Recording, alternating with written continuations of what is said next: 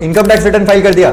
अगर नहीं फाइल किया है, खुद से फाइल करने का सोच रहे हो, तो ये वीडियो आपके काम आ सकती है। अब इसके अंदर मैं सिंपल वे में ये बताऊंगा कि आपको कौन सी आईटीआर रिटर्न एप्लीकेबल है। गवर्नमेंट ने तो 4 टाइप की रिटर्न निकाल दी है, आईटीआर 1, 2, 3 एंड 4। आपके लिए कौन सी रिटर्न एप्लीकेबल है और उसकी ड्यू डेट क्या है वो जान लेते हैं। सबसे पहला आईटीआर 1, इसके अंदर वही लोग फाइल कर सकते हैं जो इंडिया के रेसिडेंट है। अगर आप नॉन रेसिडेंट हो, आप बाहर रहते हो मोर देन 60 डेज, तो आपके लिए ये रिटर्न एप्लीकेबल ही नहीं है, आपको दूसरे फॉर्म में जाना। इसके अंदर सिर्फ रेसिडेंट इंडिविजुअल्स फाइल कर सकते हैं। सेकंड, आपकी total income up to ₹50 lakh होनी चाहिए। थर्ड, आपको 4 फॉर्म की इनकम हो सकती है। पहला, सैलरी से इनकम।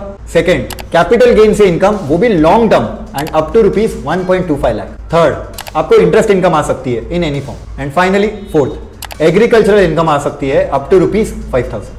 अगर आप ये सारी कैटेगरीज में आते हो तो आपको आईटीआर 1 फाइल करना है। अब आ जाते हैं आईटीआर 2 के ऊपर। अब इसके अंदर आप इंडिविजुअल एंड एचयूएफ हो एंड जिसकी कोई भी फॉर्म ऑफ इनकम हो सकती है except income from business and professions. अब बिजनेस एंड प्रोफेशन में एक पॉइंट आता है, वो है एफएनओ एंड इंट्राडे। अगर आपने ये दोनों चीज की है शेयर मार्केट में, तो आपको आईटीआर 2 एप्लीकेबल नहीं है, आपको आईटीआर 3 में जाना पड़ेगा। उसके अलावा बाकी कोई भी फॉर्म ऑफ इनकम हो सकती है, आप रेसिडेंट हो, नॉन रेसिडेंट हो, कोई भी फॉर्म ऑफ इनकम आप आईटीआर 2 में जा सकते हो। थर्ड, आईटीआर 3 आता है, लेकिन अपन डिस्कस कर लेंगे आईटीआर 4, क्योंकि आईटीआर 3 रेस्ट केसेस है, यानी कि कोई भी 1, 2 एंड 4 में नहीं आया, उसको आईटीआर 3 में जाना पड़ेगा।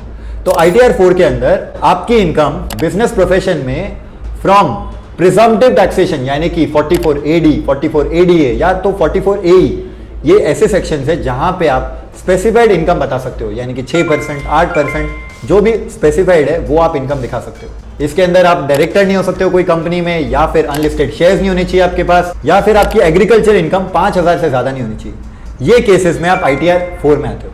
एंड रेस्ट बाकी सारे केसेस, इंडिविजुअल्स एंड एचयूएफ जिसकी बिजनेस प्रोफेशन इनकम है, प्रॉपर्टीज ज्यादा है, कैपिटल गेन्स लिया है उसने, बहुत सारी चीजें हैं, उसको आईटीआर 3 में आना पड़े। इसके अलावा भी अगर आप कंपनीज हो तो उन सबके लिए ये अप्लाई नहीं होता, एलएलपी हो तो ये चारों फॉर्म्स अप्लाई नहीं होता। अब इसके ऊपर डिटेल्ड वीडियो आईटीआर 2, आईटीआर 1 कैसे फाइल करनी है वो मैंने यहां पे बता दिया है। आप लिंक पे क्लिक करके डायरेक्टली वो वीडियो पे जा सकते हो। कैसे word to word detailed explanation कैसे आईटीआर फाइल होती है वो आपको यहां मिल जाएगा। वीडियो पसंद आई तो लाइक करना मत भूलना और ऐसे इंटरेस्टिंग वीडियोस के लिए do subscribe. Till then, thank you.